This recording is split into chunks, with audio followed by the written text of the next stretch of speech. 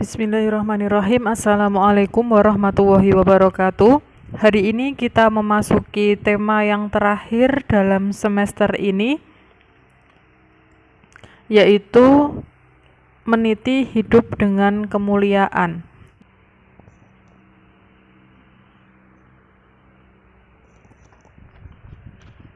Dalam bab ini kita akan mempelajari 3 hal. Yang pertama adalah pengendalian diri atau mujahadah nafs, yang kedua prasangka baik atau husnudon, yang ketiga adalah persaudaraan ataupun ukhwah. Kita bahas satu-satu. Yang pertama terkait dengan mujahadah nafs atau pengendalian diri. Nah, pengendalian diri atau kontrol diri juga disebut dengan mujahadah nafs, yaitu menahan diri dari segala perilaku yang dapat merugikan diri sendiri dan juga orang lain, seperti sifat serakah ataupun tamak. Nah, dalam literatur Islam, pengendalian diri sering kita kenal dengan istilah shaum atau puasa. Kalau kita melakukan puasa, itu kan menahan diri dari segala hal. Yang pertama, menahan diri dari lapar, dari makan dan minum, terus kemudian juga menahan hawa nafsu. Nah, di sini terkait dengan hawa nafsu, Al-Quran membagi menjadi 4. Yang pertama ada yang namanya nafsul ammarah, yang kedua nafsul lawamah, yang ketiga nafsul mutmainnah, dan yang keempat adalah nafsu mulhamah. Yang pertama adalah nafsu ammarah, adalah nafsu atau ruh yang senantiasa mengajak ke dalam kejelekan, keburukan, dan juga kejahatan. Misalkan kalian ingin memiliki sesuatu yang bukan milik kalian, kalian ingin membolos sekolah, itu adalah nafsu ammarah atau yang mengarahkan kepada keburukan. Dan nafsu itu harus dikontrol, kita harus bisa mengontrol diri. Kemudian yang kedua, nafsul lawamah adalah nafsu atau ruh yang senantiasa menyesali, meratapi, dan menyadari atas perbuatan dosa yang dilakukannya. Jadi ibarat seseorang sudah melakukan kesalahan, kemudian dia bisa menyesalinya dan kemudian bertaubat. Nah, ini adalah yang menggerakkan, ini adalah nafsul lawamah. Yang ketiga adalah nafsul mutmainnah, adalah nafsu atau ruh yang tenang, tidak ada rasa takut dan khawatir atas kepastian janji Allah. Ialah ruh yang sampai pada tingkat kedamaian dan ketenangan. Ia senantiasa menerima atas kehendak Allah dan ia pun direstui kehadirannya kembali kepada Allah. Jadi segala sesuatu yang bersifat positif, nah itu termasuk nafsul mutmainnah. Jadi hidupnya itu penuh dengan husnudon kepada Allah. Yang terakhir tingkatannya yang paling tinggi adalah nafsu mulhamah, adalah nafsu ruh atau jiwa yang selalu berada dalam bimbingan dan bisikan Allah. Seluruh gerak-gerik tingkah laku dan kehendaknya berada dalam ilham, bimbingan dan kehendak Allah. Ini biasanya yang berada pada nabi ataupun kekasih-kekasih Allah. Jadi di antara nafsu-nafsu ini harus bisa kita kelola dengan baik. Nafsu yang mengajak kepada kejelekan kita harus bisa menekan. Nah, sedangkan nafsu yang mengajak pada kebaikan kita harus bisa untuk terus memacunya agar kita senantiasa berbuat baik. Ini terkait dengan mujahadah nafs atau kontrol diri. Selanjutnya yang kedua adalah husnudon. Secara bahasa, husnudon berasal dari bahasa Arab yang terdiri dari 2 kata. Yang pertama husnu dan yang kedua adalah adzon. Husnu berarti baik dan adzon artinya adalah dugaan atau prasangka. Secara istilah, husnudon diartikan sebagai sikap atau keadaan jiwa yang berprasangka baik atau positive thinking. Sedangkan lawan dari husnudon adalah suudon. Kalau husnudon kita itu selalu berprasangka baik. Kalau suudon itu prasangkanya jelek. Lalu macam-macam husnudon, ada 3. Yang pertama husnudon kepada Allah, husnudon kepada diri sendiri, dan juga husnudon kepada orang lain. Misalkan husnudon kepada Allah, kita selalu beribadah, sholat 5 waktu, kemudian bersedekah. Ibadah-ibadah tersebut merupakan husnudon kita terhadap Allah, bahwa ketika kita melaksanakan ibadah, maka Allah akan melipat gandakan rahmatnya yang diberikan kepada kita. Misal pun kita diberikan cobaan oleh Allah, kita harus tetap husnudon kepada Allah, bahwasanya itu untuk menguji kita, menguji kesabaran kita, menguji keikhlasan kita. Itu adalah bentuk husnudon kepada Allah. Yang kedua, husnudon kepada diri sendiri.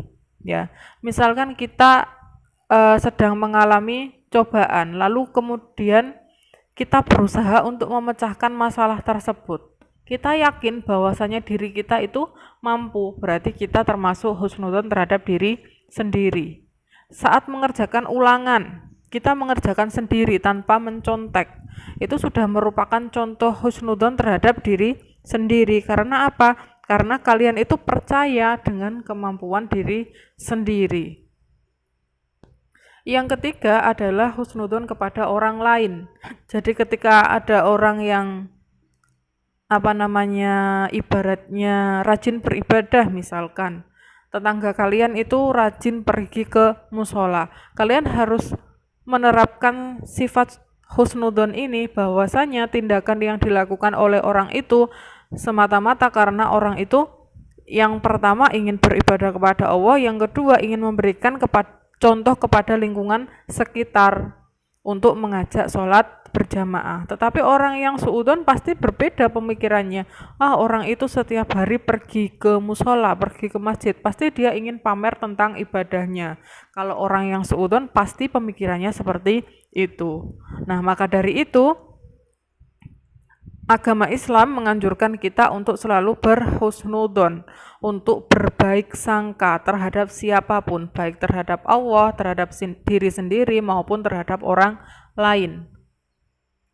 Selanjutnya adalah pembahasan tentang uhwah. Uhwah bisa diartikan sebagai persaudaraan. Uhwah diartikan sebagai setiap persamaan dan keserasian dengan pihak lain, baik persamaan keturunan dari segi ibu, bapak, atau keduanya, maupun dari segi persusuan. Secara majasi, kata uhwah mencakup persamaan salah satu unsur, seperti suku, agama, profesi, dan perasaan. Dalam kamus-kamus bahasa Arab ditemukan bahwa kata yang membentuk kata uhwah digunakan juga dengan arti teman akrab atau sahabat. Biasanya kita kalau di kehidupan sehari-hari mengenal kata ahi, uhti, nah itu sama. Artinya adalah kita adalah saudara. Macam-macam uhwah. Yang pertama adalah uhwah ubudiyah. Di sini adalah persaudaraan sama-sama makhluknya Allah atau sebagai hambanya Allah. Yang kedua adalah uhwah insaniyah atau basyariyah.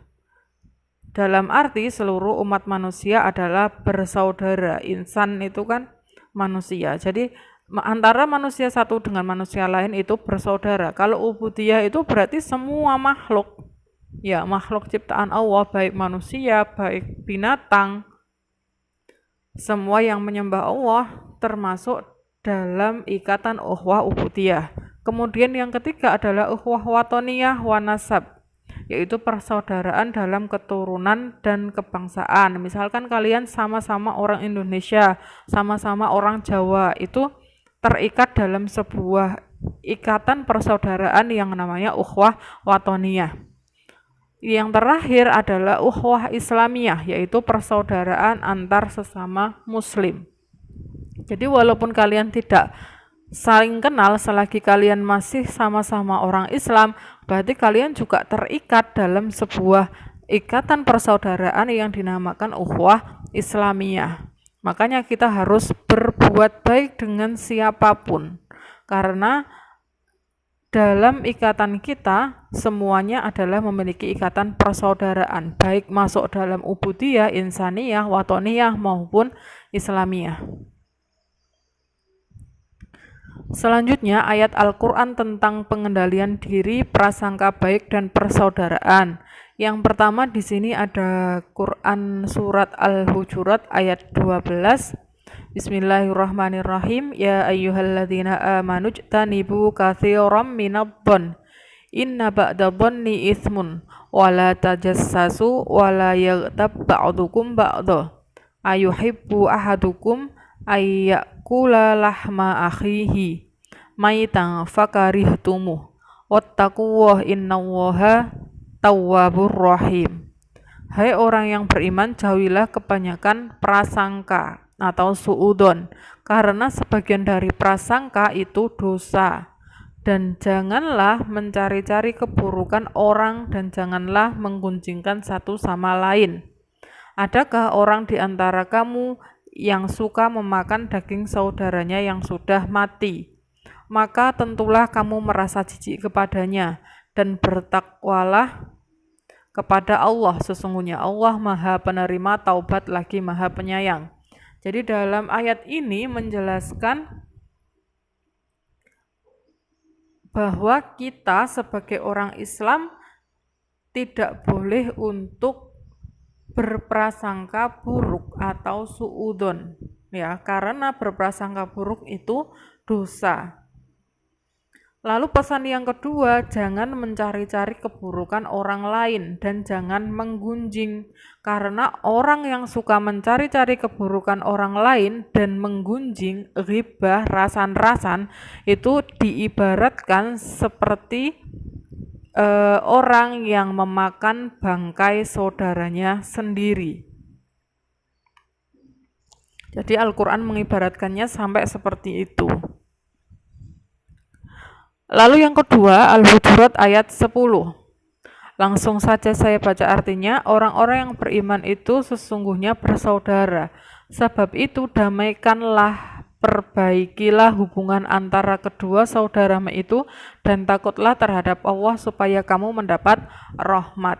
Jadi ini penegasan terkait dengan ukhuwah tadi, bahwa semua orang beriman itu sesungguhnya bersaudara, maka janganlah kalian itu saling bertengkar, saling terpecah belah, karena kita itu satu, sesama orang muslim yang memiliki ikatan yang sangat khusus, yaitu ukhuwah Islamiyah.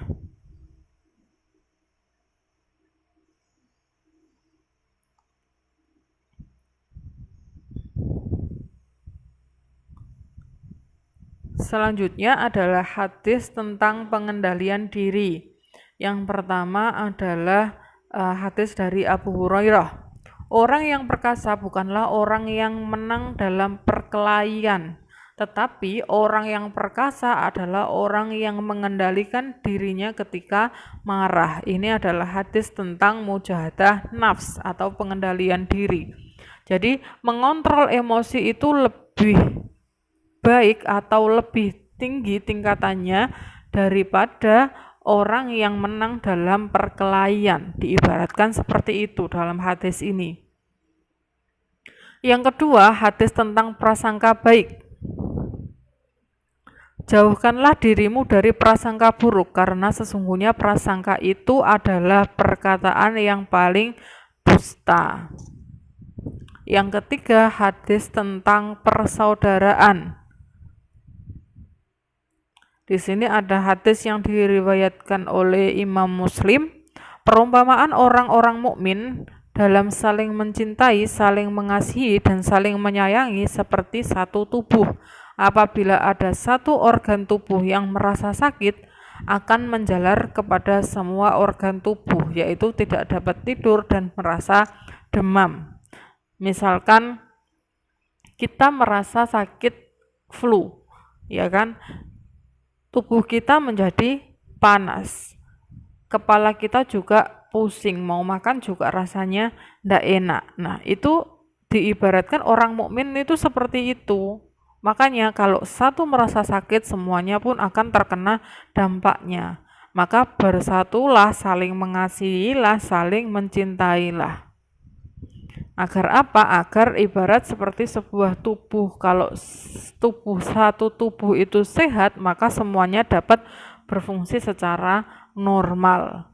Ini adalah materi terkait dengan mujahadah nafs, kemudian husnudon, dan juga tentang uhwah.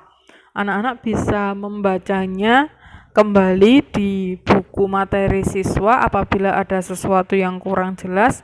Dari saya cukup sekian, kurang lebihnya mohon maaf. Wallahul muwaffiq ila aqwamit thoriq. Wassalamualaikum warahmatullahi wabarakatuh.